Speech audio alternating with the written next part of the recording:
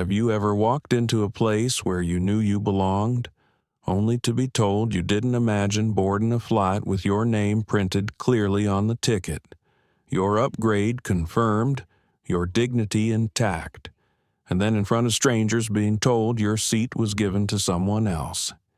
Not because of a mistake, but because of who you are.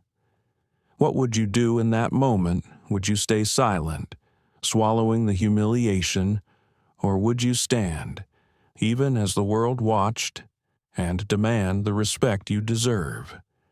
This is not just the story of one woman. It is the story of anyone who has ever been asked to shrink, to move aside, to accept less than what they earned. It forces us to ask if dignity can be stripped so easily in public. What does that mean for the quiet battles we all face? Stay with us, because what happened next shook an entire airline and led to a transformation no one saw coming. Before we begin, don't forget to like, share, and subscribe, so more people can join us in uncovering stories that matter. The terminal at Chicago O'Hare buzzed with its usual mix of hurried footsteps, rolling suitcases, and the bitter scent of overbrewed coffee drifting from a kiosk nearby. Announcements echoed overhead in that flat, metallic voice travelers all knew too well. Aurora Airlines Flight 762 to Los Angeles is now boarding Group 1. Dr. Maya Robinson stood near the boarding line, shoulders squared, ticket in hand. She had flown hundreds of times for work, yet she always prepared herself for the quiet friction of airports, the subtle stares, the second glances. Still, she carried herself with grace. Today she wore a simple navy blazer, her natural curls tied back neatly, a silver pendant resting just above her collarbone. Pinned to her phone screen was the confirmation upgrade cleared. Seat 2A, first class. She had earned it with miles, loyalty, and far too many nights spent away from home. She exhaled, stepped forward, and handed her boarding pass to the gate agent. Carla Jennings barely looked at the screen. She scanned the code, frowned, and pressed her lips tight. There seems to be an issue with this seat. Maya's brows knitted slightly. I'm confirmed in 2A. I got the upgrade email this morning. She kept her voice even, polite. Carla glanced at the monitor again, then at Maya. Her tone hardened, her smile slipping into something sharper. No, ma'am, that seat isn't for you. You'll need to move aside. The words landed like ice. Not for you. Passengers behind Maya shifted impatiently. A man coughed. Someone muttered about missing overhead bin space. Maya felt a slow burn rise in her chest. She had been here before different cities, different uniforms, the same sting. She knew the choice she faced: raise her voice and become angry, or swallow the insult and keep moving. She steadied herself. Carla, I'm showing you the confirmation right here. My name is Dr. Maya Robinson, Executive Platinum, Seat 2A. She tilted her phone so the agent could see. Carla's eyes flickered across the screen, then narrowed. She shook her head. We've reassigned that seat. You'll be in 23B. Economy. Please step aside so we can continue boarding. The hush that followed wasn't silence. It was that uneasy quiet when everyone hears what's happening, but no one dares intervene. Maya inhaled slowly. She remembered the advice her late grandmother once gave her. Baby, when they try to shrink you, don't raise your voice, raise your presence. So she didn't shout, she didn't curse, she simply asked again, calm but firm. On what basis was my seat reassigned? Carla stiffened, eyes darting to the growing line. Ma'am, you're holding everyone up. Either step aside or you won't board at all. A few passengers exchanged glances. One woman whispered, "That's not right." But most looked down, unwilling to step into the tension. Maya's hands tightened around the strap of her leather tote. Inside were folders of reports, charts, and proposals, the work of a CEO leading Helix Core Health Systems, a company saving lives through data and innovation. She thought of her employees depending on her, of her teenage daughter waiting for her to return home, and of every black traveler who had ever stood at a counter like this and been told they didn't belong. Her heart thudded heavy, but her face remained composed. She stepped aside, allowing others to pass, but not without a final glance at Carla. That look wasn't of defeat. It was of memory, of filing away every word, every detail, every slot for the moment it would matter. As Group 2 began to board, Maya lingered at the edge of the gate. Overhead, lights glared white against the polished floor, reflecting her steady figure. Inside, though, her mind swirled. Should I fight here? In front of everyone, will they only see me as disruptive? Or do I carry this injustice onto the plane and find a way to answer it where their silence can't hide it? The line dwindled. Carla avoided her gaze, handing back passports with robotic efficiency. Finally, Maya scanned her pass again. The machine beeped, printing 23B in place of 2A. She walked down the jet bridge. Each step echoed louder than it should have, like her shoes striking not metal flooring but the drum of history itself. At the threshold of the aircraft, she paused. The smell of recirculated air hit her nose, mixed with the faint tang of disinfectant wipes. She glanced toward the curtained first-class cabin, where plush leather seats waited, one of them hers, now occupied by someone else. Her jaw tightened. She adjusted the strap on her shoulder and continued toward the back. Passengers around her shoved bags into overhead bins, claimed aisle seats, argued over armrests. She slid into 23B, the narrow fabric seat pressing against her shoulders, the tray table scratched with years of initials. The sting of humiliation sat heavy in her chest, but beneath it, something else began to kindle. A calm fire, a decision forming. This wasn't over. The hum of the plane surrounded her as she settled into 23B. A child, 2 rows back, kicked at his tray table. A man across the aisle argued with his phone on speaker, and the air vents above hissed with a dry chill. But inside Maya's mind, the noise was something else entirely. It was memory. It was history. It was the long echo of a lifetime of moments like this. Maya Robinson was 43 years old. On paper, she was the picture of triumph, CEO of Helix Core Health Systems, a company valued at nearly $2 billion, with contracts across hospitals in every major U.S. city. She had been invited to keynote conferences, to speak on panels about diversity in tech, to sit at polished tables with senators and governors. She had her own corner office in downtown Chicago, floor-to-ceiling windows overlooking the lake, a staff that looked to her for direction. And yet, none of that armor could completely protect her from a sentence whispered with a smirk at an airport gate. "That seat isn't for you." She leaned back, the narrow fabric pressing against her shoulders. Her eyes softened as she let her mind drift to the south side of Chicago, where she had grown up. Her mother, Ruth, was a nurse, working double shifts at Cook County Hospital. Her father, Samuel, was a mechanic with oil-stained hands who never missed a single Sunday sermon.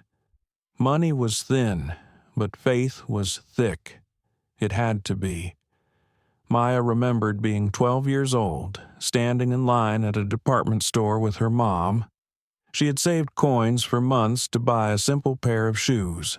When it was finally her turn, the cashier looked past her, served the white customer behind, and muttered that Maya should wait until the adults were done shopping.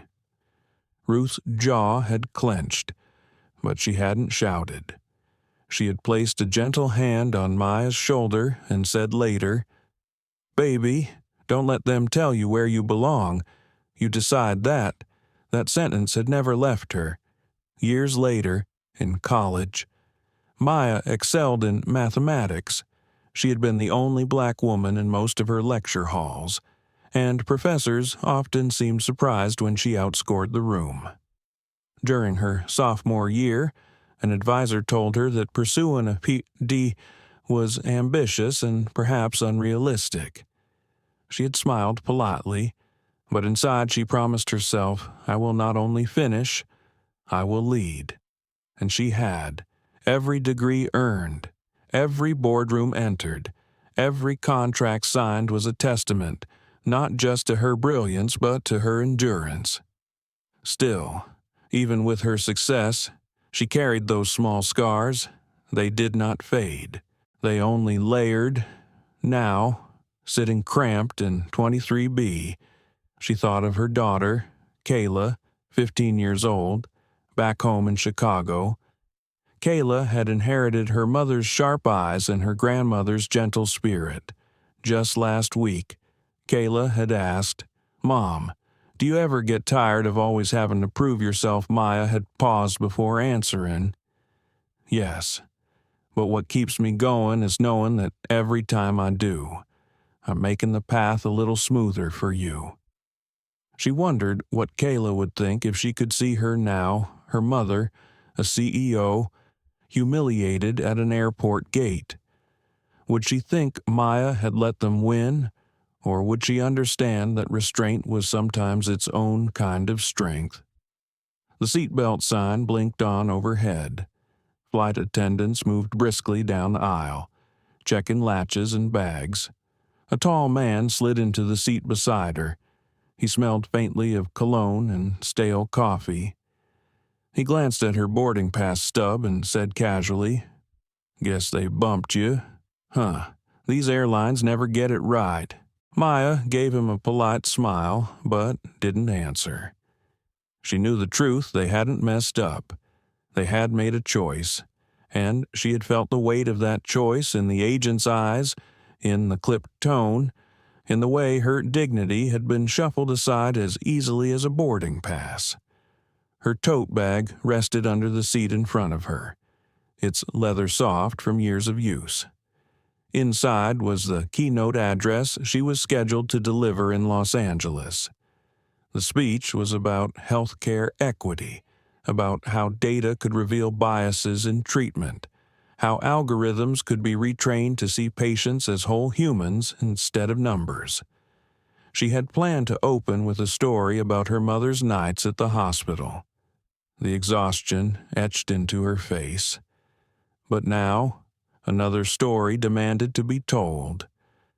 Maybe she would begin not with medicine, but with a gate at O'Hare. The plane rumbled, engines powering up. Maya closed her eyes. She thought of her grandmother's words again. Raise your presence. Not your voice, but presence, she knew, did not mean silence. It meant choosing carefully when and how to act. Tonight, as the plane carried her west, she felt something stirring inside her, a clarity, a strategy forming. Her life had taught her that injustice was often invisible unless it was illuminated. If she let this moment pass, it would dissolve into the air like so many before. But if she captured it, gave it shape, let others see it, then perhaps it could matter. She opened her eyes. The man beside her was already asleep. Chin tilted forward.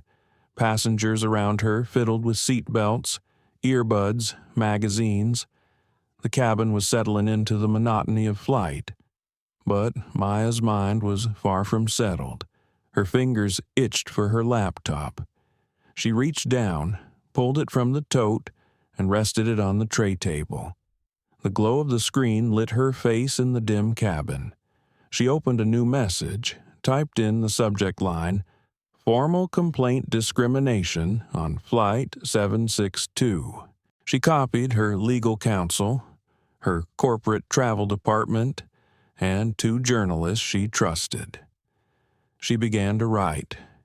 Each sentence was a release, sharp and precise. She documented the exact time she had approached the gate, the words spoken by Carla Jennings, the seat reassignment, the humiliation in front of dozens of passengers. She wrote not with rage, but with clarity.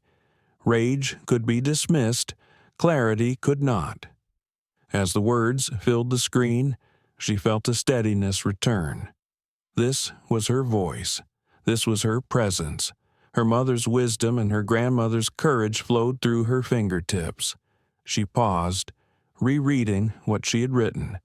Then she added one final line, "I will not allow this pattern of discrimination to remain unchallenged. Not for me, and not for anyone who comes after me." Her cursor blinked.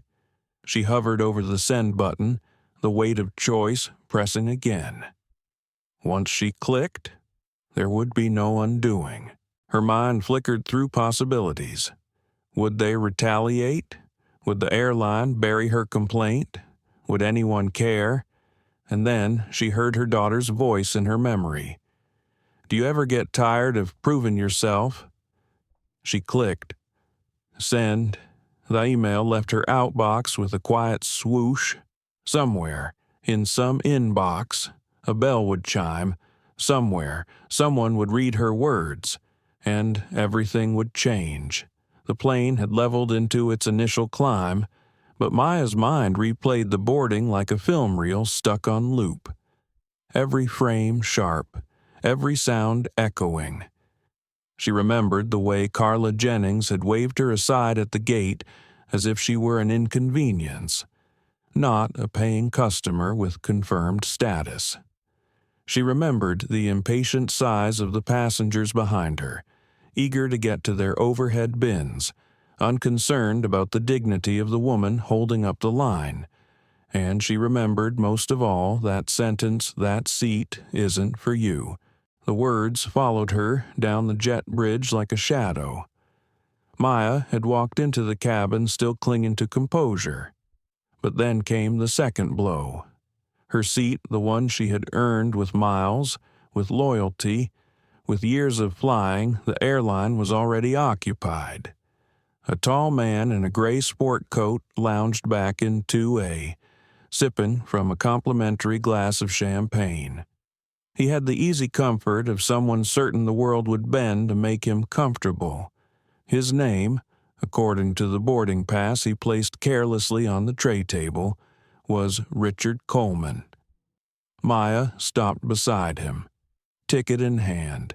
She spoke with the same steady tone she had used at the gate. "Excuse me. This was my assigned seat." Richard barely looked up. "Not according to my boarding pass," he said, voice casual, dismissive. Before Maya could respond, Thomas Blake, the lead flight attendant, appeared. His smile was practiced, but his eyes flickered with the same sharpness she had seen at the gate. "Ma'am, first class is reserved for our premium guests. Please find your seat in economy. We'll help you with your bag." The words hit her harder than she expected. First class is for our premium guests. She was one. Her membership level proved it. Her confirmation email proved it. Her miles and dollars spent proved it. And yet, none of that seemed to matter. Passengers in first class shifted in their wide leather seats, some pretending not to notice, others exchanging uneasy glances. A woman in 1B frowned but stayed silent. A man in 3C pulled out his phone, thumb hovering over the record button but hesitating. Maya inhaled. She thought of Kayla, of her employees, of every room she'd entered where her presence was questioned before she even spoke. She refused to let her voice crack. "Mr. Blake," she said evenly, "I am a premium guest, executive platinum. I was assigned 2A. This gentleman was not." Thomas's smile tightened into something almost mocking. "Ma'am, if you'd like to file a complaint after the flight, you're welcome to. Right now, you're disrupting boarding. Please take your seat in economy so we can depart." Her stomach churned, but her face remained calm.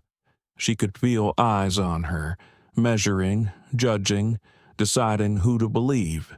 Richard Coleman raised his glass slightly, as though to toast her retreat.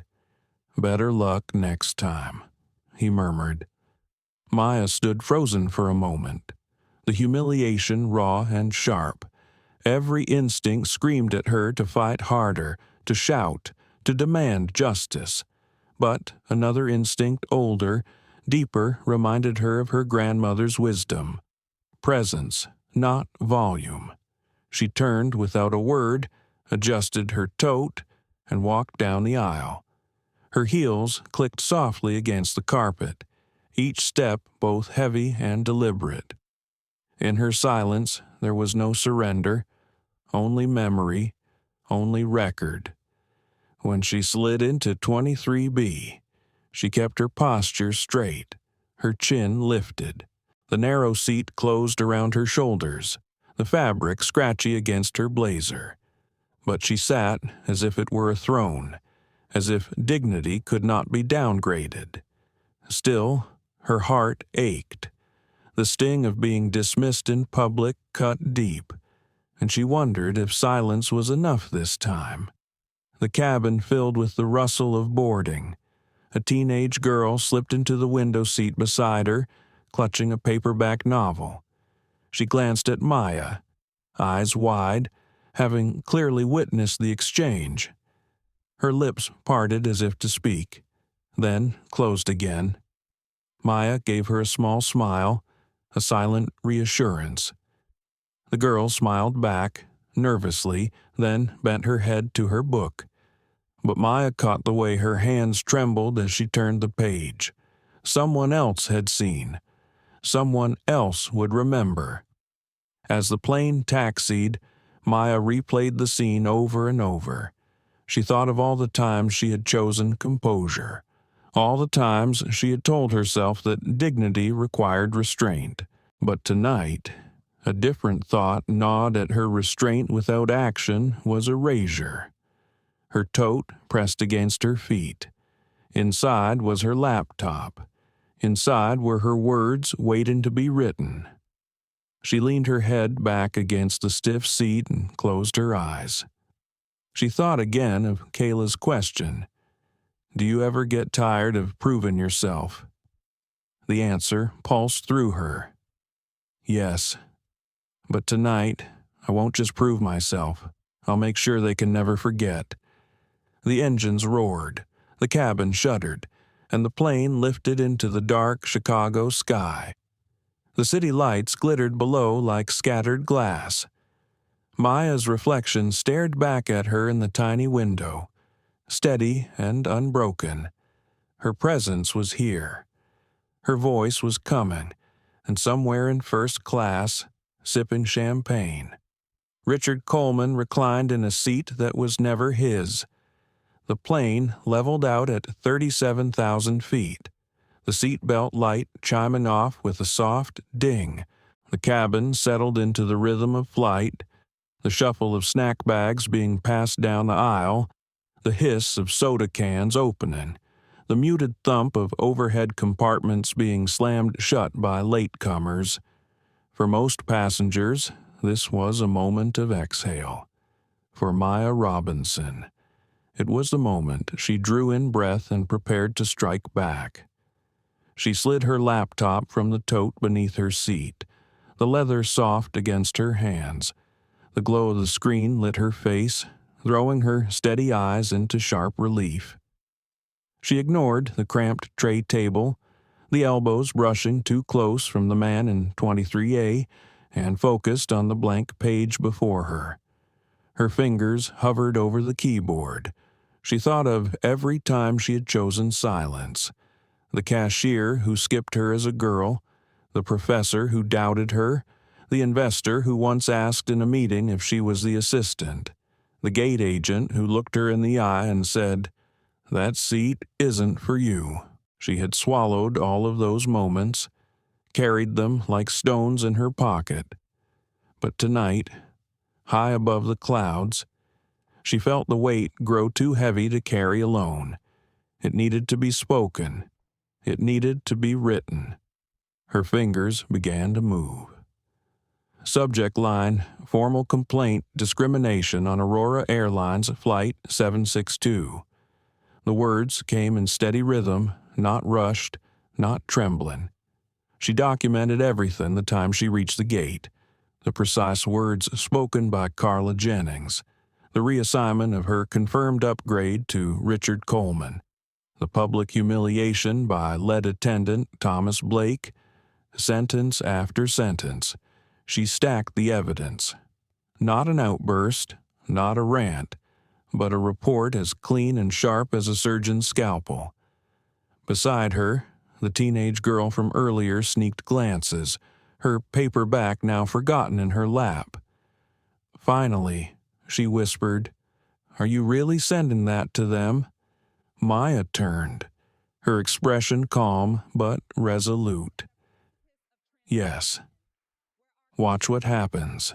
The girl blinked, half awed, half afraid, then gave a small nod. Maya returned to her keyboard. She CC'd her company's legal counsel. She copied her corporate travel manager. And finally, with a decisive tap, she added 2 journalists she trusted, people who had written before about systemic bias in travel. People who knew how to turn an incident into a headline. She paused, reading through the message again. It was strong, but something was missing, something human. Her mind flicked to Kayla, her daughter's wide-eyed question, "Do you ever get tired of proving yourself?" Maya added a final line, "I will not allow this pattern of discrimination to remain unchallenged. Not for me, and not for the next generation watching." Her finger hovered over send. A small tremor ran through her chest. Once she pressed it, there would be no undoing. This wasn't a private diary entry. This was a spark tossed into the open. She closed her eyes briefly, breathed in the dry, recycled air of the cabin, then pressed send. The swoosh of the email leaving her outbox was almost silent. But to Maya, it was thunder. Somewhere, in some inbox, a chime would sound, and somewhere, someone would have to answer. Maya leaned back, the laptop still warm on her legs. For the first time since the gate, she felt her shoulders relax. She had taken back control. Still, doubt whispered, would they retaliate? Would the airline bury it? Would anyone care? She looked down the aisle. Thomas Blake strolled past in his pressed uniform, his smile wide for some passengers, flat for others. He didn't glance her way. Richard Coleman, settled in 2A, laughed too loudly at something a fellow passenger said, raising his glass again. Maya's lips pressed tight, but not in despair. More in resolve. The girl beside her whispered again, almost conspiratorial. What if they don't listen? Maya looked at her, eyes steady. Then I'll make sure the world does. The girl's eyes widened, then softened. She turned back to her book, but Maya saw the faint smile tug at her lips. Even at 15, she understood dignity was contagious. Maya shut her laptop gently, slid it back into the tote, and let her hands rest in her lap. The engines droned steady outside, a lullaby for most passengers. For her, it was the drumbeat of battle. She leaned her head against the seat, staring at the low ceiling panels above. For a moment, she thought of her grandmother again. Presence, not volume, tonight. Her presence was not in her voice, but in her words now floating through invisible signals, already reaching inboxes she could not see. Somewhere on this plane, she thought. Someone would hear them. What Maya didn't know, not yet, was that someone already had. Jonathan Pierce was not a man easily startled.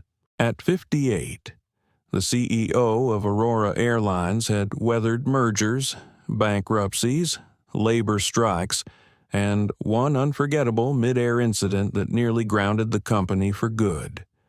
His colleagues joked he had aviation fuel instead of blood-steady, pressurized, impossible to shake. But that night, 37,000 feet over Kansas, an email popped into his encrypted inbox that made his chest tighten in a way no financial forecast ever had. He was seated in the corporate jet that followed behind Flight 762 returning from a week of board meetings in New York. The hum of the engines blended with the low murmur of his communications director reviewing press releases. Jonathan had been half listening, half scanning stock updates on his tablet when the notification chimed. Formal complaint discrimination on Aurora Airlines Flight 762. At first, he thought it was a routine customer service escalation. Then he saw the CC list legal counsel, a corporate travel manager, and 2 journalists whose names he recognized immediately. His pulse quickened. He opened it, the words cut clean, like steel, the gate agent's dismissal, the lead attendant's humiliation, the denial of her confirmed upgrade in favor of a white male passenger, the public sting of being told this seat isn't for you. Jonathan read every line, slowly, twice, and then he reached the closing, "I will not allow this pattern of discrimination to remain unchallenged. Not for me, and not for the next generation watching." For a long moment, Jonathan said nothing. His tablet rested heavy in his hands. He stared out the small oval window, the dark sky pressing infinite and indifferent. Inside, though, something shifted. This was not just any passenger. Dr. Maya Robinson.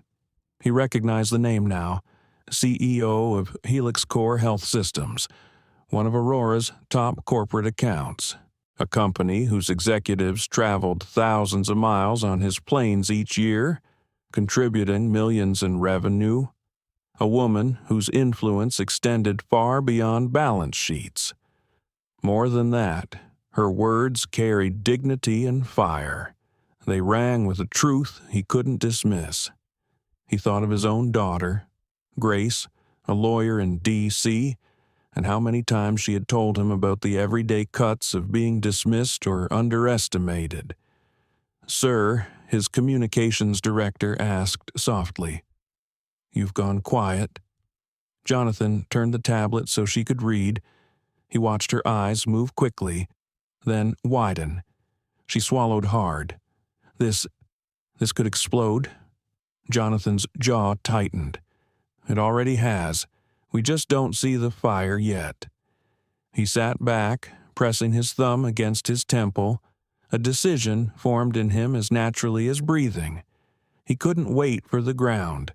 He couldn't wait for statements drafted in sterile boardrooms. The injustice had happened in the sky, and the answer had to come from the sky too. "Get me patched into Flight 762's crew channel," he said.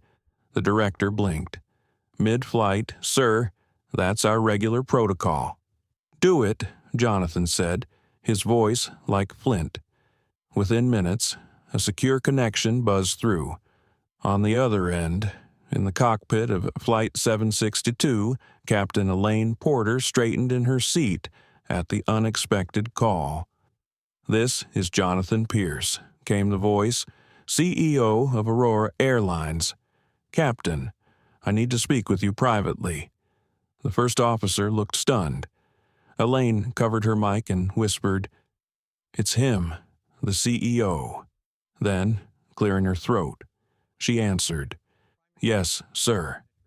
You have my full attention." Jonathan's tone was calm but edged with urgency. "I've just received a discrimination complaint from a passenger on board Dr. Maya Robinson. It details actions by both your gate team and your lead attendant. I need confirmation she is safe and comfortable right now." Elaine hesitated, shame prickling. "She's in row 23, economy section. She should be fine, sir, but she should not be there." Jonathan cut in, his voice lowered, a gravity in it.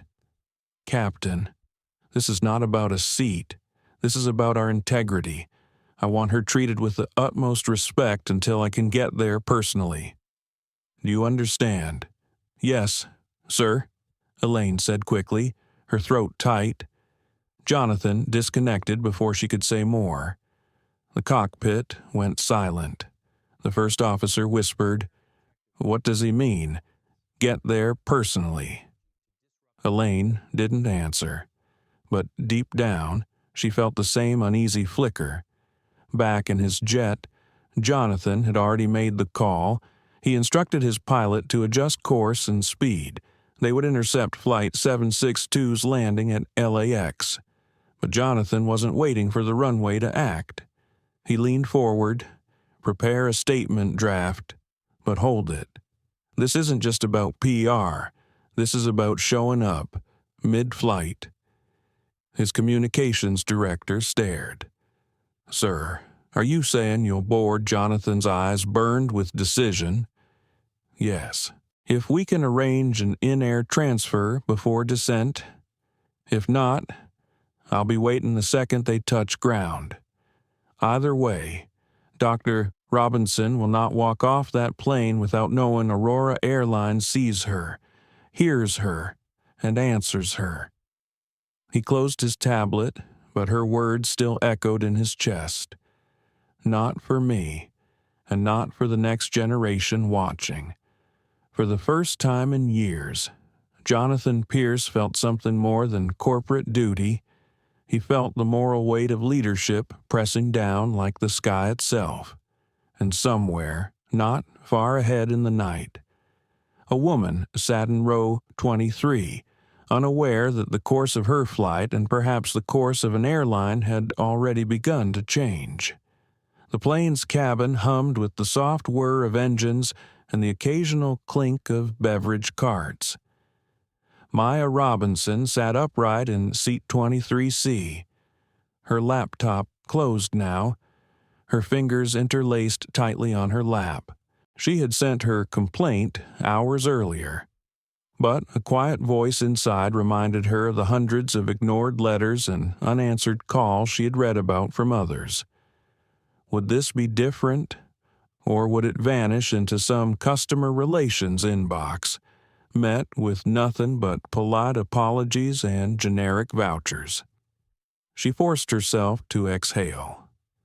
The fight wasn't about perks or comfort.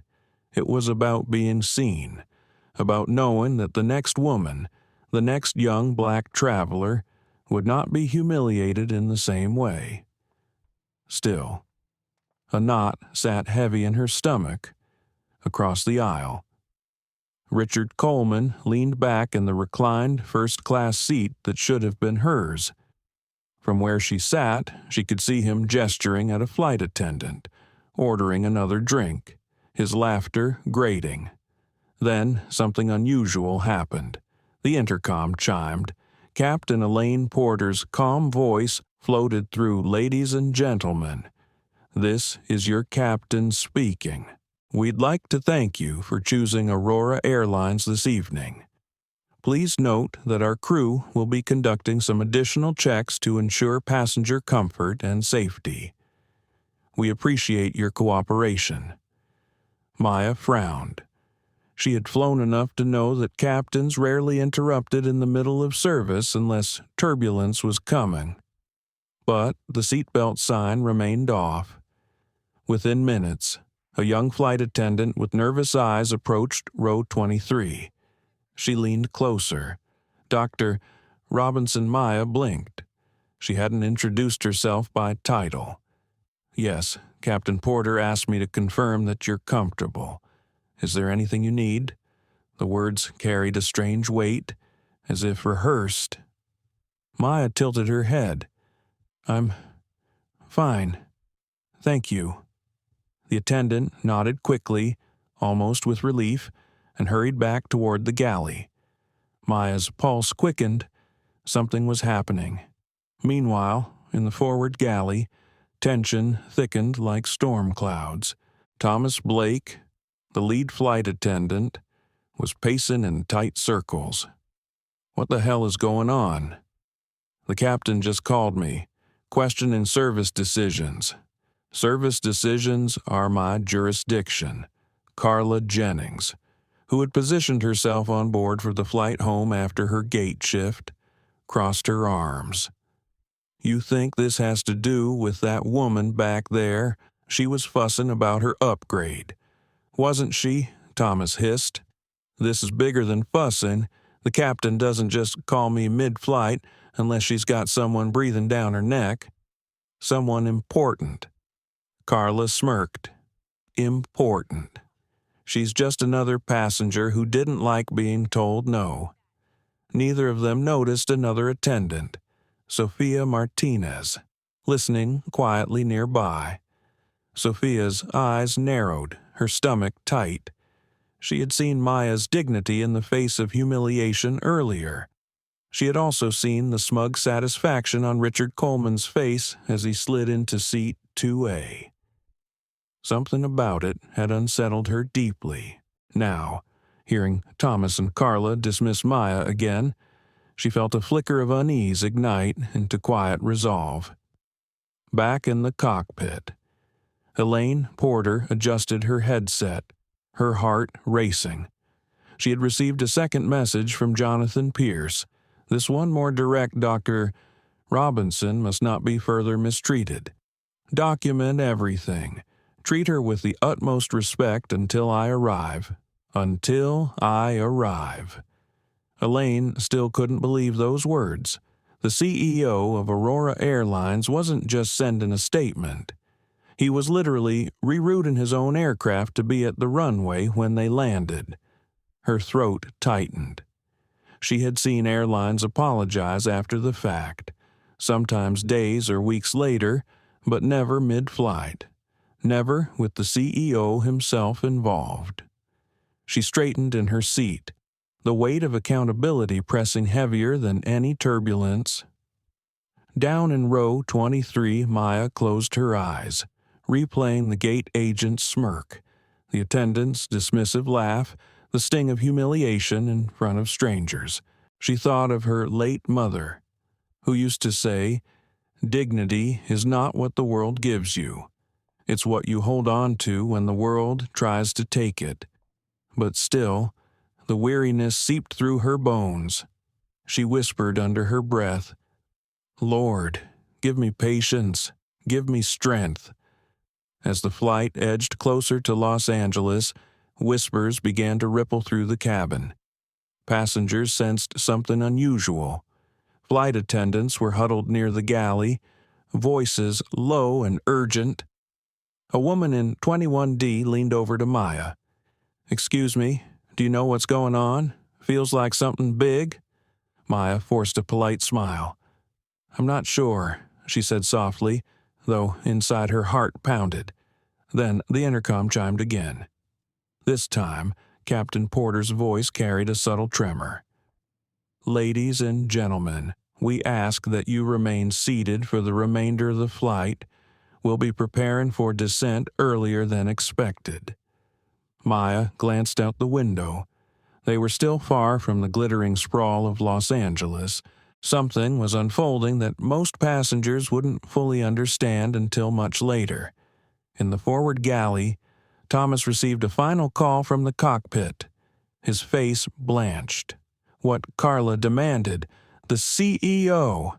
Thomas whispered, voice hoarse. The CEO is personally intervening. He's going to be waiting for us when we land. We're in trouble. Carla, serious trouble. Carla scoffed, but the color drained from her cheeks. He wouldn't. Not over this, but the look in Thomas's eyes told her otherwise. In 23C, Maya sat still as stone. She didn't know yet about Jonathan Pierce's decision, but she felt something shifting in the air and energy, a tension, like the cabin itself was holding its breath. For the first time since she stepped onto Flight 762, she allowed herself to hope. Not hope for an upgrade, not hope for comfort, but hope that this time someone in power might actually stand up, might actually say enough. The engines roared a little louder as the plane began its descent. Outside the window, the night horizon glowed faintly, the lights of Los Angeles flickering in the distance. Maya pressed her palms together in her lap, whispering again, steady and quiet. Not for me, for the next generation watching. The cabin remained tense, every passenger sensing that something unprecedented was about to happen, and 37,000 feet, with less than an hour before landing. Aurora Airlines Flight 762 carried not just travelers, but the weight of a reckoning racing toward them all. The cabin lights dimmed as Flight 762 descended toward Los Angeles.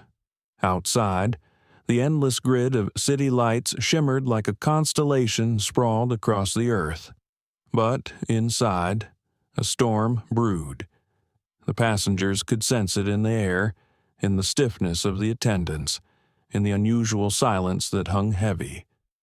Maya Robinson adjusted her seatbelt, her back straight, her eyes calm but unyielding. She had no idea the forces moving around her name at that very moment. To her, the journey was still uncertain. The complaint could vanish into bureaucracy, her words lost in corporate filters. Yet something in her chest whispered, "Stay steady. The story isn't finished." Up front, Captain Elaine Porter's voice came over the intercom.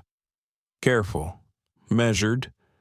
Ladies and gentlemen, we will be landing shortly. Please remain seated until the aircraft has come to a complete stop at the gate. Her words carried a weight passengers couldn't quite place. They glanced at one another, puzzled. Normally, such instructions came with a smile, a routine reassurance. Tonight, the tone felt solemn. As the aircraft rolled onto the tarmac, it slowed more abruptly than expected. Instead of taxiing directly to the terminal, the plane halted near a quiet service area. Murmurs rippled through the cabin. A man in 17F leaned over, whispering to his wife. "Why are we stopping here?" She shrugged, eyes wide. Then came the sound no one anticipated, the distinct thud of an external staircase locking against the forward door while the engines still hummed. Gasps spread. Midfield boarding was almost unheard of. Something unusual, maybe historic, was unfolding. Thomas Blake, the lead flight attendant, went pale. "What are they doing?" he hissed at a colleague. Carla Jennings, arms folded tight, muttered, "This can't be for us. No way." But deep down, both of them knew. The front door swung open, and there he was. Jonathan Pierce, CEO of Aurora Airlines, stepped aboard in a dark suit still creased from travel. He carried no entourage, no cameras, just the kind of presence that instantly shifted the cabin's energy. Passengers gasped softly, some whispering his name as if a legend had appeared mid-air. Jonathan's eyes swept the cabin once, steady and sharp. Then he turned to Captain Porter, who stood at attention just beyond the cockpit. She gave a subtle nod. her expression equal parts relief and apprehension. Without a word, Jonathan walked past the first-class section. Richard Coleman, lounging smugly in seat 2A, froze. His drink trembled in his hand as he realized the CEO himself was marching past. Jonathan didn't stop there. He walked with quiet determination down the narrow aisle, each step echoing against the hum of the engines. Passengers leaned back to give him room, craning to see. Whispers rippled. "That's the CEO. Why is he here? What's going on?" When he reached row 23, he stopped. "Dr. Robinson?" he asked, his voice calm, carrying easily through the hush. Maya looked up slowly, startled. She blinked, unsure if her exhaustion had conjured an apparition. "Yes," she said softly. Jonathan inclined his head. "I'm Jonathan Pierce, CEO of Aurora Airlines. May I sit for a moment?" Gasps rippled again, phones discreetly lifted, cameras blinking on. The moment was too surreal not to capture. Maya nodded, stunned. Of course. Jonathan lowered himself into the empty seat beside her, his tall frame almost too large for the cramped row. He folded his hands, his eyes meeting hers directly. "Dr. Robinson," he began, "I read your message, every word, and I want you to know this. You were right to write it. You should never have been placed here when you had every right to seat 2A. What you experienced tonight was not just discourtesy, it was discrimination, and it will not stand." The cabin, silent already, seemed to fall into a deeper stillness. Maya's throat tightened. She had not expected acknowledgement, not here, not like this. Jonathan's voice lowered, though still audible to those leaning close. "I came here mid-flight because apologies after the fact aren't enough. Dignity delayed is dignity denied. I need you, and every passenger here, to see accountability in real time." Maya searched his face. There was no PR polish, no carefully rehearsed script, only resolve. She felt a lump form in her throat. Jonathan stood then, turning to face the cabin. His voice rose, steady, resonant. "Ladies and gentlemen, my name is Jonathan Pierce. I am the CEO of Aurora Airlines. Tonight, a grave error occurred on this flight.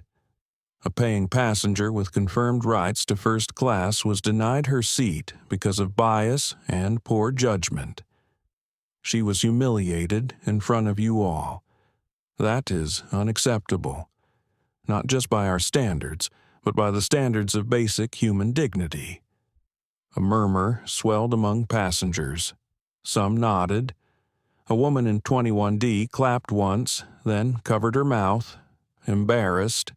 Jonathan continued, his gaze sweeping over Thomas Blake and Carla Jennings, who stood frozen near the galley. "I will not allow this to be brushed aside. Accountability will begin now, not later, effective immediately. Mr. Blake and Ms. Jennings are relieved of duty pending termination. They will deplane under escort." Gasps erupted. Thomas's face drained of color. Carla's jaw fell open, trembling with outrage. "You can't," she began, but Jonathan's sharp look silenced her. "This is not a debate," he said firmly. "This is Aurora Airlines taking responsibility." He turned back toward Maya, his voice softening. "Dr. Robinson, your dignity will be honored. For the remainder of this flight, this cabin is yours." Passengers erupted into scattered applause, not out of spectacle but out of something deeper, a release, a recognition that justice had pierced the silence. Maya sat frozen, tears threatening at the corners of her eyes. She had not wanted spectacle. She had wanted fairness. Yet here, before strangers, she felt something rare vindication in real time. Jonathan reached into his jacket and handed her a card. "When we land, my office will meet you personally. Not with excuses, with commitments. This moment will mark change." Then he stepped aside, gesturing to an attendant. "Escort Dr. Robinson to 2A. The seat that was always hers." Maya rose slowly. As she walked forward, the aisle seemed longer than ever, each step measured, each pair of eyes following. Richard Coleman scrambled awkwardly from the seat, stammering protests that no one acknowledged. When Maya settled into 2A at last, she closed her eyes, not for comfort, for the meaning of it, for her mother's words echoing, "Still dignity is what you hold when the world tries to take it." The plane resumed taxiing toward the terminal. But in the hearts of those on board, something permanent had shifted. They had witnessed more than a confrontation. They had witnessed what accountability could look like, immediate and unapologetic. For Maya, the journey was not over. The wound of humiliation would take time to fade. But tonight, at least, she knew one thing with certainty: she had not stood alone. And for Jonathan Pierce, the path ahead was clear. This was not just a single apology. This was the opening act of reform that would reach every corner of his airline. As the wheels rolled toward the gate, every passenger carried with them the weight of what they had seen, and the quiet hope that perhaps dignity, once defended, could ripple far beyond a single flight. The wheels of Flight 762 rolled to a halt at a secluded gate at Los Angeles International Airport. The passengers sat in an uneasy silence, their hearts still echoing from the confrontation they had just witnessed. Some clutched their phones, debating whether to post the video clips they had recorded. Others simply sat in awe, trying to comprehend what it meant to watch a CEO step onto an aircraft and call his own employees to account. Dr. Maya Robinson remained in seat 2A, her body still tense though she tried to let her shoulders relax. She hadn't asked for a spotlight. She had only asked for dignity. Now, dignity had been restored in a way she never imagined, but at the cost of her quiet anonymity. The door opened, and Jonathan Pierce reappeared. His voice carried steady authority. "Ladies and gentlemen, thank you for your patience. The aircraft will now be deplaned in stages. Please allow my staff to guide you." Passengers exchanged looks. A middle-aged woman in row 19 whispered, "I've flown for 30 years. I've never seen anything like this." Her husband nodded. "Feels historic." In the galley, Thomas Blake and Carla Jennings stood stiff, pale as they were escorted off by airport security. Carla's eyes darted frantically, searching for sympathy in the passengers' faces. She found none. Thomas avoided eye contact altogether, his shoulders hunched as if the world had caved in on him. As they stepped off, a ripple of murmurs followed. Some passengers raised their phones higher, capturing the disgraced crew's departure. Richard Coleman, the man who had occupied Maya's seat, shifted uncomfortably in the aisle. He tried to mutter an apology as he passed, but his words fell flat. Maya, composed, simply looked past him, refusing to absorb his guilt into her spirit. When the last passenger cleared, Jonathan approached Maya again. His tone softened. "Dr. Robinson, the press has already caught word of what happened. You're under no obligation to speak, but if you'd like, I'll stand with you." Maya hesitated.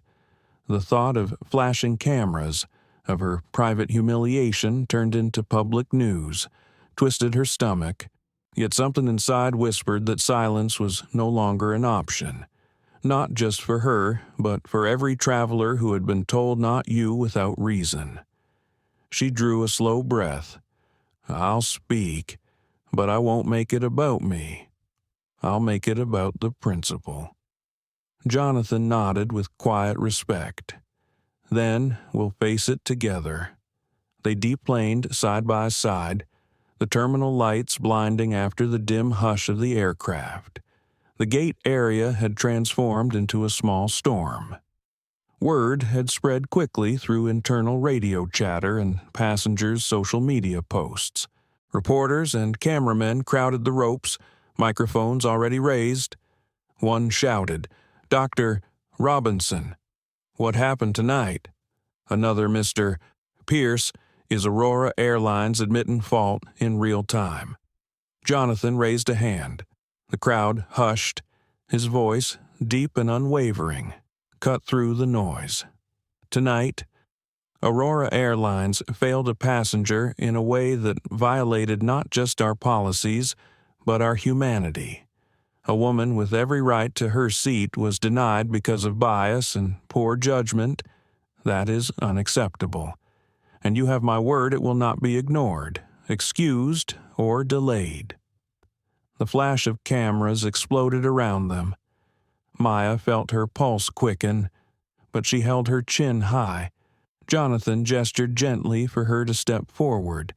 Maya's voice, though quiet, carried. This isn't about upgrades or perks. It's about dignity. It's about the experience too many people of color face of being told, "You don't belong here," even when the facts say otherwise. I didn't ask for spectacle, but maybe this moment can mean something larger than me. Her words hung in the air, striking chords deeper than rehearsed speeches ever could. Reporters scribbled furiously, lenses zooming closer. A man in the crowd, a younger black traveler clutching his backpack, shouted, "Thank you," his voice cracked with sincerity. Others nodded, some even clapped softly, breaking the usual stiffness of a press gaggle. Jonathan stepped back to the microphones. Effective immediately. Aurora Airlines is launching a comprehensive review of all gate and in-flight practices. We are instituting mandatory anti-bias training, independent oversight, and real-time accountability systems. This incident will not just be addressed, it will change how we operate. The commitment landed like a thunderclap. Reporters surged forward, questions overlapping, timeline accountability structure, personal responsibility. Jonathan didn't flinch. You'll see transparency within 30 days. My office will release reports monthly. No excuses. For Maya, standing under the harsh lights, it was surreal. She thought of how, just hours earlier, she had been told to sit down and stop complaining.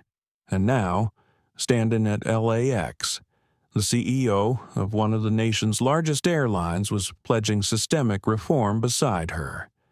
The press conference wound down, security ushering cameras back. Jonathan turned to Maya, his tone lowering so only she could hear. "You didn't just hold your ground, you lit a fire that will change us."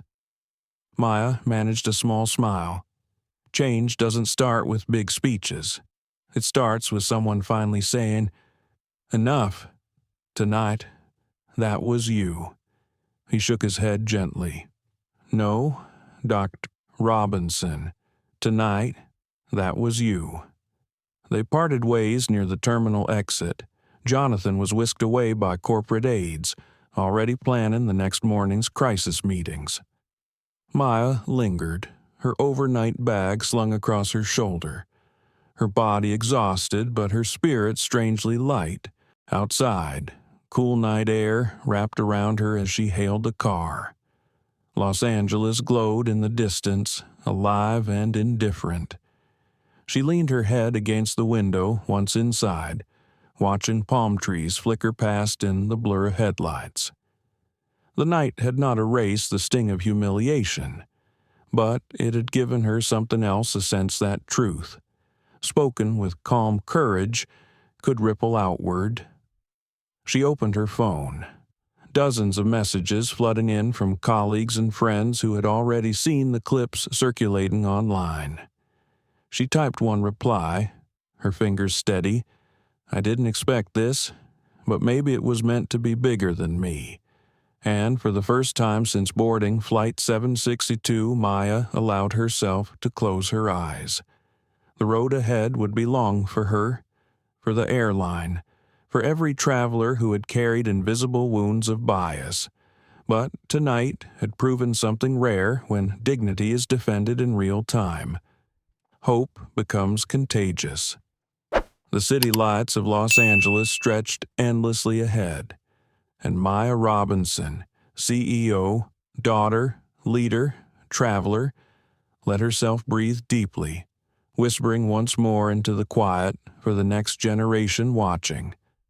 The sun had barely risen over Los Angeles when Maya Robinson's phone buzzed nonstop on the nightstand of her hotel room. She had checked in late, too exhausted to process the whirlwind of events at LAX, collapsing into bed without even unpacking. Now, as pale morning light spilled through the curtains, her phone's glow reminded her the world hadn't stopped turning. She reached for it reluctantly. Dozens of notifications lit the screen messages from colleagues, old classmates, even strangers who had found her professional email. Headlines flashed across her newsfeed. Aurora Airlines CEO intervenes mid-flight after Black woman's upgrade denied. Historic moment, passenger humiliated. CEO boards plane to apologize. Viral video dignity restored at 37,000 feet. Maya sat up, heart pounding. It was everywhere. Clips from the plane. Jonathan Pierce addressing the cabin. Her walking to 2A had already racked up millions of views overnight. The hashtags, Justice in the Sky and Fly with Dignity, were trending across platforms. She opened one video, shaky but clear. The moment Jonathan had said, "Dignity delayed is dignity denied," was already being replayed as if it were a line from history. Comments flooded the feed. Finally, accountability in real time. This gave me chills. We've all felt invisible like that. I hope this changes the whole industry. Maya pressed a hand against her forehead. She hadn't chosen to be a symbol. She hadn't asked to lead a movement. She had only wanted fairness on a flight. Yet here she was, her private humiliation and reluctant vindication now belonging to millions of strangers. Her phone rang. It was her assistant from Helix Corps, voice brisk but emotional. "Dr. Robinson, the board is already fielding calls. Investors, reporters, even advocacy groups. Everyone wants to hear from you. CNN has requested you for a live interview. So has NPR. What do you want me to tell them?" Maya closed her eyes, weighing the question. She had spent her career building Helix Corps on integrity and innovation, steering clear of spectacle. But now the spectacle had found her. "Tell them," she said slowly, "that I'll speak, but not about myself, about the principle." Meanwhile, in Aurora Airlines' headquarters in Dallas, the atmosphere was electric and tense. Jonathan Pierce had barely slept, arriving straight from his overnight flight. His executive team crowded the glass-walled conference room, some pale with nerves, others scribbling furiously on notepads. Jonathan stood at the head of the table, his tie loosened, his coffee untouched. "We are not here to spin," he began. "We are here to rebuild. Last night wasn't just a PR crisis, it was a mirror, and what it showed us is ugly. Silence." Executives shifted uncomfortably. Jonathan continued. The world saw what happened. More importantly, they saw how we responded. That means we don't get to go back to business as usual. This is our line in the sand. Bias, humiliation, negligence, they die here. At Aurora, or Aurora dies with them. An operations director raised a cautious hand. Sir, some are saying your actions were rash. Relieving staff mid-flight, addressing passengers directly, it could expose us legally. Jonathan's eyes flashed. The greater liability is silence. The greater liability is telling millions of passengers that our airline values convenience over dignity. We will face lawsuits if we fail to act, not if we act boldly. No one argued further. Jonathan turned to his communications chief. Draft the framework, a new initiative, transparent reporting, independent audits, mandatory anti-bias training. Every detail spelled out within 30 days.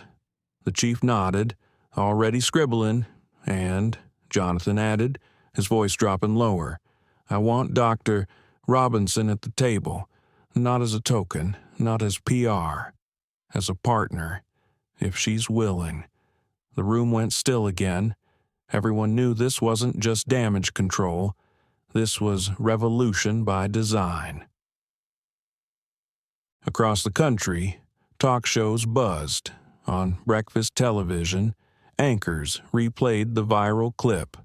One remarked, "You don't often see a CEO show up mid-flight." It felt almost cinematic, but it was real. Another added, and the symbolism matters, a black woman denied her rightful place, then restored in front of witnesses. That resonates. Social media swelled with personal stories, hashtags filled with posts from people of color recalling their own travel humiliations, extra checks at gates, denied upgrades, suspicion without reason.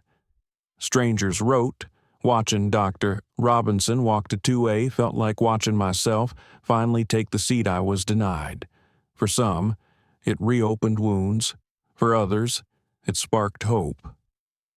At Helix Corps headquarters in Chicago, Maya's board of directors convened an emergency call. One member fretted, "We don't want our CEO distracted by activism." Another countered sharply, "This isn't activism, this is leadership." She showed the world the same strength she shows us. Investors are impressed. Indeed, early market reports showed Helix Corps' stock ticking upward. The public admired Maya's composure under pressure. Her brand, once strictly tied to healthcare innovation, was now also tied to resilience and dignity. That evening, Maya agreed to appear on a primetime interview. The studio lights felt strange, harsher than airplane fluorescence, but she steadied herself. The anchor leaned forward.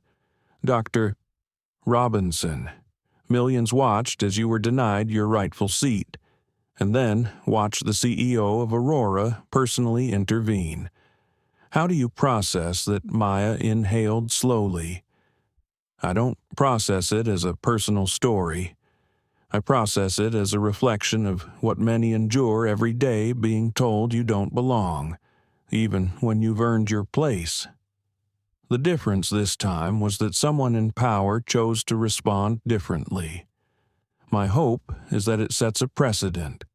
The anchor pressed. "Do you trust Aurora's promise to reform?" Maya's gaze was steady. "Trust is earned, not spoken. I will judge by their actions, not their words. But I will also work with anyone who's serious about change, because this isn't about me. It's about the next traveler who shouldn't have to fight for dignity at 37,000 feet. The interview aired nationwide. Responses poured in. One civil rights leader tweeted, "This is what dignity looks like: calm, resolute, demanding change without bitterness." Maya's words echoed through homes, boardrooms, and classrooms. Parents replayed them for their children. Educators clipped them into lesson plans. Advocacy groups reached out, eager to channel the moment into broader reforms. That night, alone again in her hotel room, Maya finally allowed herself to feel the weight of it all.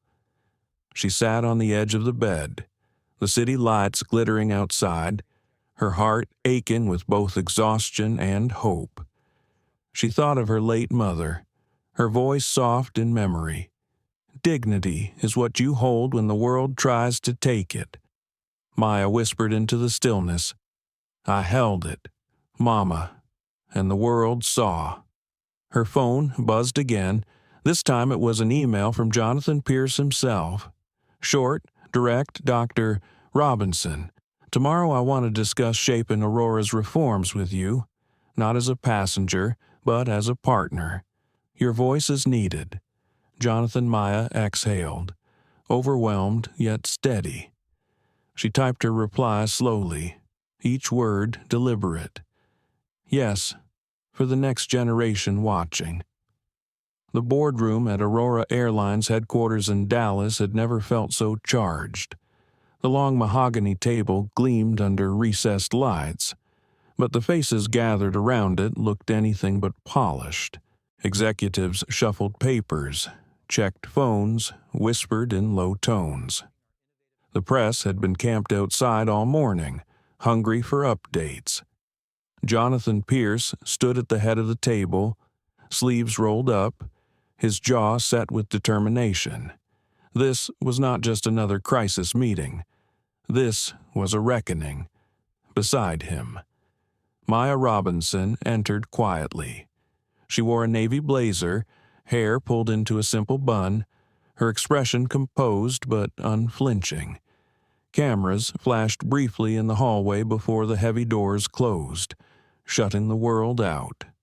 For now, this room was where the future of the airline, perhaps even the industry, would be decided. Jonathan gestured to the seat next to him. "Dr. Robinson, thank you for coming." Maya nodded, taking her place. She scanned the room, noting the wary looks, the guarded body language. She had sat in hundreds of boardrooms before, negotiating mergers and innovations. But this room felt different. Here, her very presence carried the weight of millions who had been humiliated in silence. Jonathan broke the silence. "We are here to build something new, not a patch, not an apology tour, but a structural change. We are calling it the Fly with Dignity Initiative." The communications chief leaned forward. "With respect, sir, if we name it something that bold, expectations will skyrocket. We may not deliver." Maya's voice was calm but firm. "Then deliver. Expectations are not the enemy. They are the standard." The room stilled. Jonathan allowed himself a faint smile. He had known Maya would not sit quietly. The first hour was contentious. Operations executives warned about cost. Union representatives worried about backlash from flight crews. Legal counsel cautioned against language that might imply systemic guilt. Maya listened, taking notes, before finally leaning forward. "Let me tell you what cost looks like," she said softly. The room quieted. Cost is the mother who saves for years for her daughter's graduation trip, only to be told at the gate that her seat isn't really hers. Cost is the businessman denied an upgrade he paid for because of how he looks, then losing a contract because he arrives late and humiliated. Cost is the dignity stripped away from people who will never write complaint letters because they believe no one will read them. That's the cost, and it is already bankrupting your reputation. Her words landed like stone on water, rippling through the silence. Jonathan tapped the table. "Well said. So, what do we build?" Ideas began flowing, independent reporting hotlines, third-party audits every quarter, a new role, Chief Equity and Passenger Dignity Officer, reporting directly to the CEO. Maya pushed further. Training cannot be a 2-hour slideshow. It must be immersive, story-driven, tied to evaluations and promotions. Accountability without consequence is just decoration. The HR director hesitated. If we tie bias reporting to promotions, managers will revolt. Let them revolt, Maya replied. Better they revolt now than passengers revolt forever. Jonathan nodded. We're not here to appease comfort zones. We're here to set a standard. The debate grew heated. Some argued for gradual rollout, others for immediate overhaul. Finally, Jonathan raised his hand, cutting through the noise. Listen, he said, voice sharp. We have a chance to lead, not follow. The world is watching. If we flinch, we lose. Dr. Robinson is right. Dignity cannot be an accessory. It must be the foundation. So, let's act like leaders. A whiteboard filled with scribbles. Mandatory 40-hour training. Co-developed with civil rights organizations. Passenger dignity hotline with anonymous option. Quarterly public audit reports. Immediate termination for verified discrimination incidents. Mystery passenger program to test compliance. Maya added one more line. Community restitution. When dignity is violated, the airline should not only compensate the individual but invest directly into communities harmed by bias, scholarships, local programs, visible restitution. Some executives balked. That's philanthropy, not policy. No, Maya said, eyes steady, that's justice. And justice is policy. The meeting stretched into afternoon. Coffee cups multiplied, arguments rose and fell.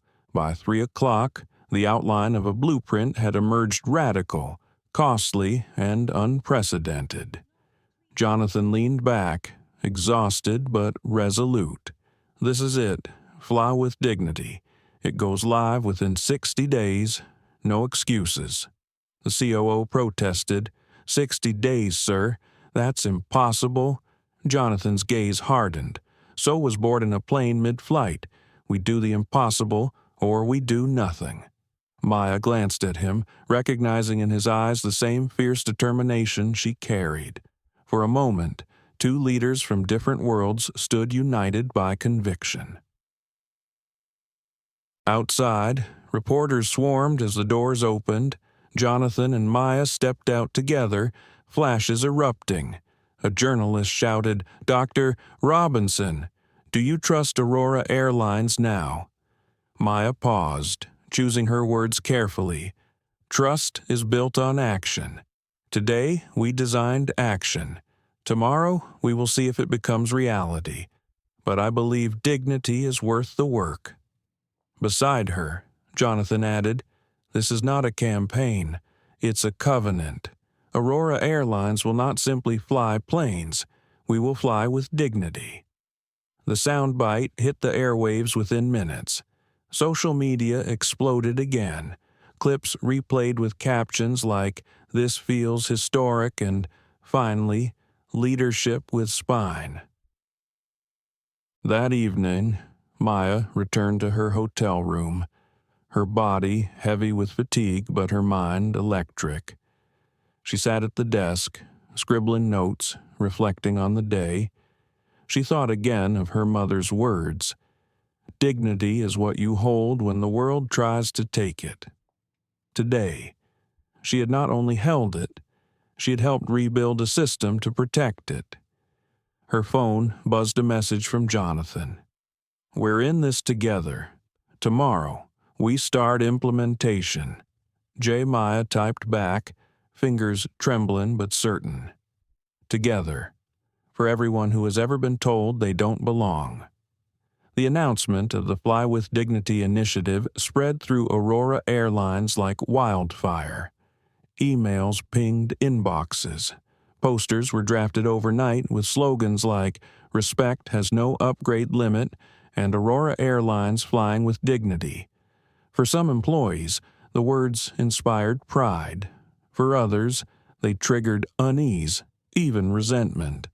In a break room at Dallas headquarters, a group of flight attendants clustered around a table. A young attendant named Kelly, barely 2 years in the job, scrolled through the memo on her phone. 40 hours of training, plus evaluations tied to promotions. "That's intense," she muttered. Her colleague, Marcus, shrugged. "It's about time. You saw the videos? People are tired of lip service. We can't treat passengers like they're disposable anymore." Across the room, an older attendant named Diane scoffed. "Easy for you to say.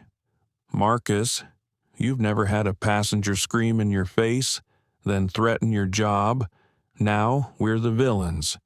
"It's not about villainizing," Marcus replied. "It's about accountability. Big difference." But Diane's eyes narrowed. "Feels like punishment to me. Feels like we're the scapegoats while the execs polish their halos." Meanwhile, in the pilot's lounge at O'Hare, a different kind of conversation brewed. Captain Richard Sloan, with 20 years of flying behind him, tossed the printed memo onto the counter. Another initiative, another buzzword. Remember customer first. Remember how long that lasted. His co-pilot, Jenna Lee, studied the paper carefully. "This feels different. They're putting teeth into it, audits, terminations, community restitution. That's not just PR." Sloan leaned back, arms crossed. "Or it's theater. Look, I'm not defending what happened. It was ugly. But grounding crews over one complaint. That's dangerous. People make mistakes." Jenna shook her head. "Mistakes are spilling coffee. Mistakes are misplacing a bag. Denying someone dignity because of who they are, that's not a mistake. That's a choice." Sloan fell silent, though his frown lingered. Back at headquarters, Maya Robinson sat with Jonathan Pierce in a private office overlooking the tarmac. Beyond the glass, planes rolled slowly down the runway, their tails gleaming in the sunlight. Jonathan rubbed his temples. "I knew there'd be pushback. I just didn't think it would come this fast." Maya folded her hands. "Change always threatens those comfortable with the old system. But don't mistake resistance for failure. It means you're shaking something real." Jonathan chuckled grimly. "I'm starting to learn that the hard way."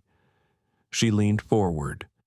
"What matters isn't whether everyone applauds today. What matters is whether they understand tomorrow. The culture will shift, but only if leadership refuses to flinch."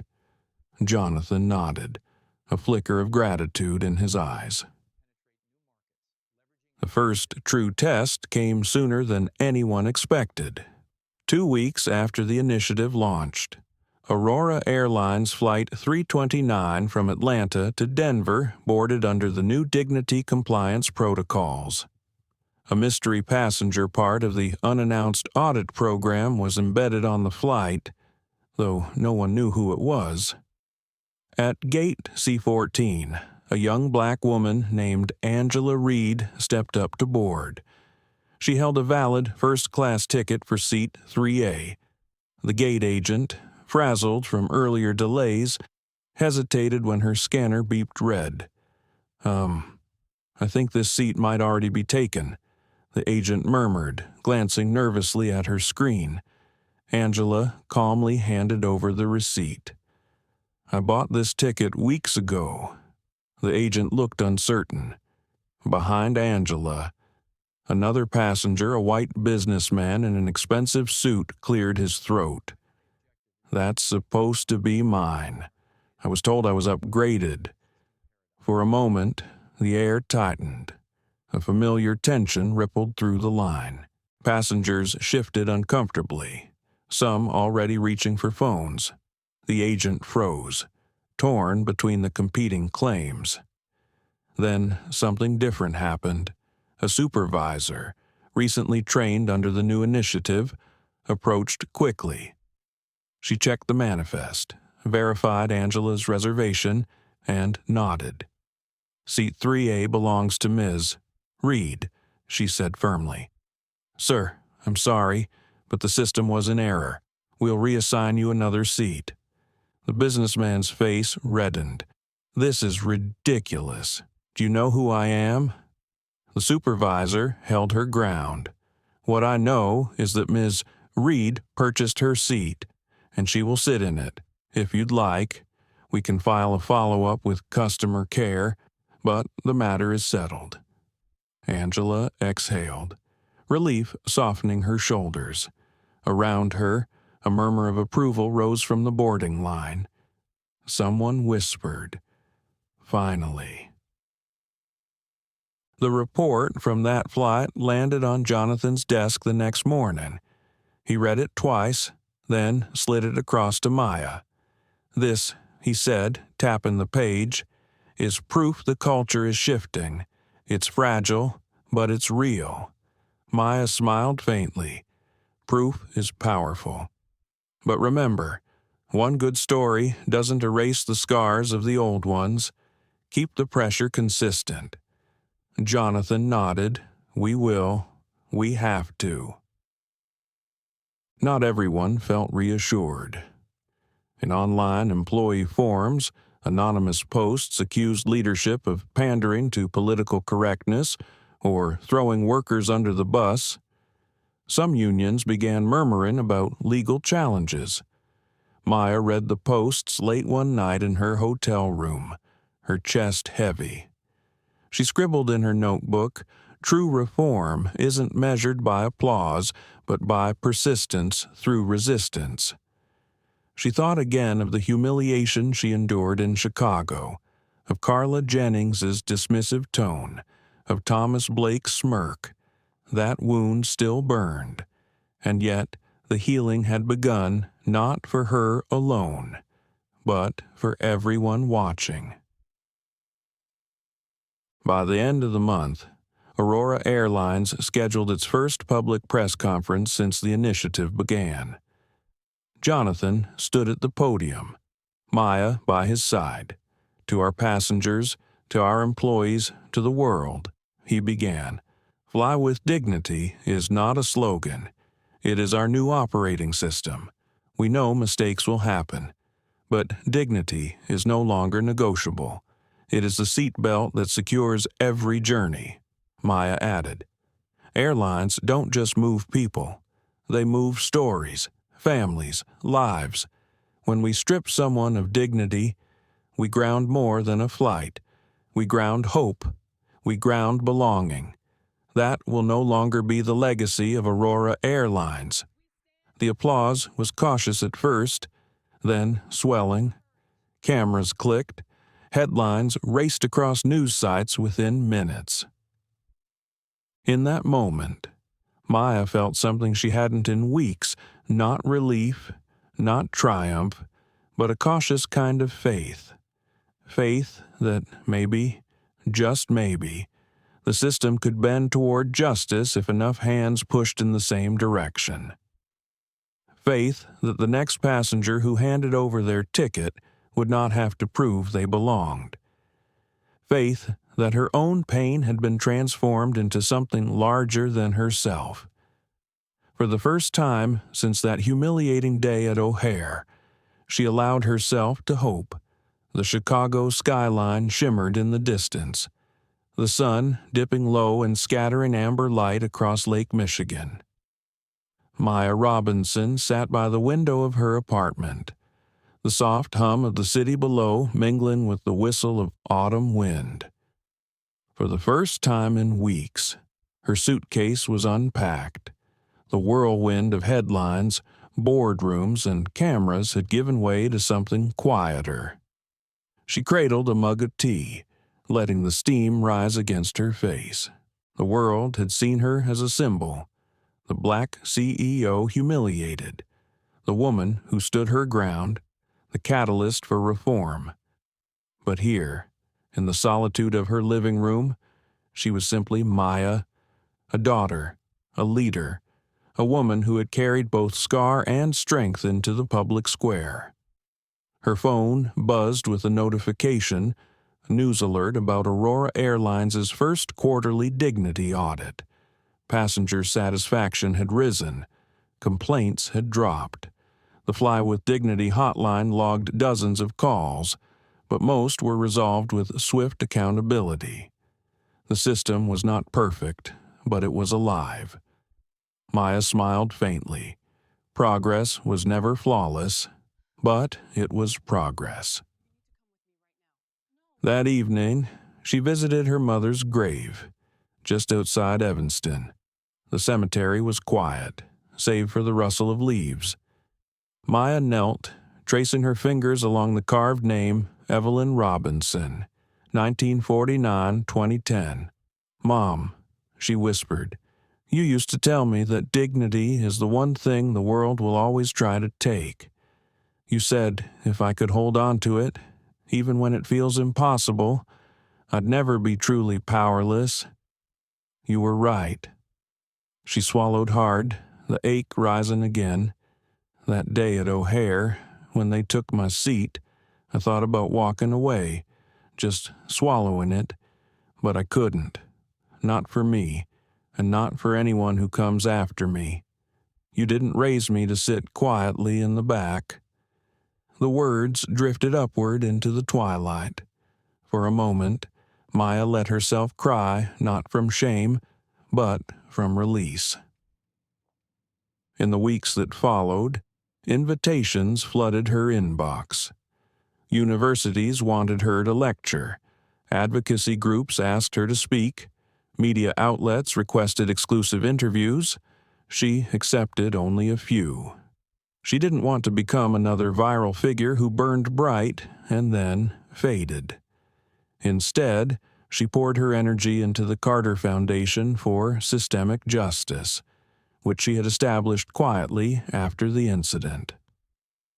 The foundation began funding research into bias in customer service industries, offering legal aid for victims of discrimination, and awarding scholarships to students who dreamed of dismantling inequity through design, law, or technology. At the first board meeting of the foundation, Maya told her team, "This isn't about revenge.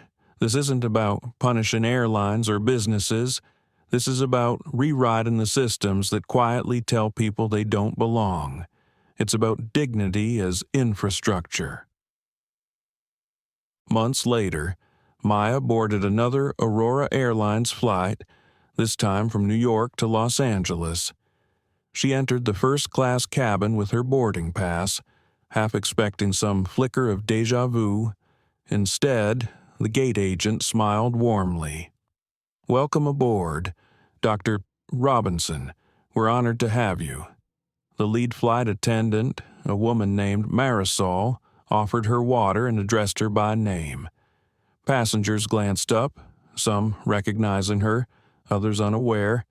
For Maya, it wasn't about recognition, it was about normalcy. She settled into her seat, no questions, no raised eyebrows, no humiliation, just belonging. As the plane taxied down the runway, she closed her eyes and allowed herself a breath of peace. The ripple of her story extended far beyond Aurora Airlines. Competing carriers scrambled to adopt similar reforms. The Department of Transportation held hearings on passenger dignity protections. Civil rights leaders called for the Fly with Dignity initiative to become a federal model. But what struck Maya most deeply were the letters. They arrived in stacks at her office, handwritten notes, emails, printed comments. A single mother in Detroit who said she was inspired to file her first formal complaint after years of silence. a retired pilot who admitted he had once looked away from discrimination and now regretted it. A high school student in Atlanta who wrote, "One day, I want to build a company where no one feels small. Because of you, I know that's possible." Maya read each one. Some she kept pinned above her desk, reminders that the story was no longer hers alone. One spring afternoon, she gave a keynote address at Northwestern University. The auditorium was packed students, faculty, business leaders, journalists. She stepped to the podium, adjusting the microphone. Her voice, though gentle, carried to the back row. "When I boarded that flight months ago, I thought it was just another day. I didn't know I would be stripped of dignity, nor did I know that ACT would ignite change. But here's what I learned. Humiliation is not the end of the story, unless we allow it to be." She paused, scanning the room. We live in a world where people are told in subtle ways every day that they don't belong. At an airport, in a classroom, in an office, sometimes in their own neighborhood. But dignity, she said, pressing her hand to her chest, is not theirs to give or take. It is ours to protect, ours to hold, ours to demand. The room fell utterly silent, and when systems fail, as they will, we are faced with a choice: walk away quietly, or stand and say, "Not this time, not again, not in my name." That choice will not only change your story, it can change the system. The applause thundered. Students stood. Some wiped tears. In the balcony, an older man whispered to his granddaughter, "Remember this. Remember her."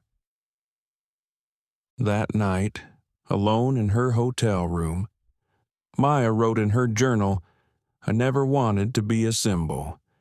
But maybe symbols are just stories that refuse to stay silent. If my story gives someone else the courage to claim their seat on a plane, in a boardroom, in life, then it was worth it." She closed the notebook, exhaled, and looked out at the Chicago skyline once again. The city lights blinked like constellations. For the first time, the memory of that humiliating day at O'Hare no longer haunted her. It had been transformed, not erased, but redeemed. She whispered softly to herself, as though speaking to every person who had ever felt small in the face of injustice. "We belong. We always have. And no boarding pass, no upgrade, no system can ever tell us otherwise." And with that, Maya Robinson leaned back, sipped her tea, and let the night hold her in quiet triumph. The story of Dr. Maya Robinson reminds us that dignity is not something granted by systems. It is something we each carry and must protect, even when it feels easier to let it go. Many of us know what it means to be overlooked, underestimated, or dismissed, especially in public places.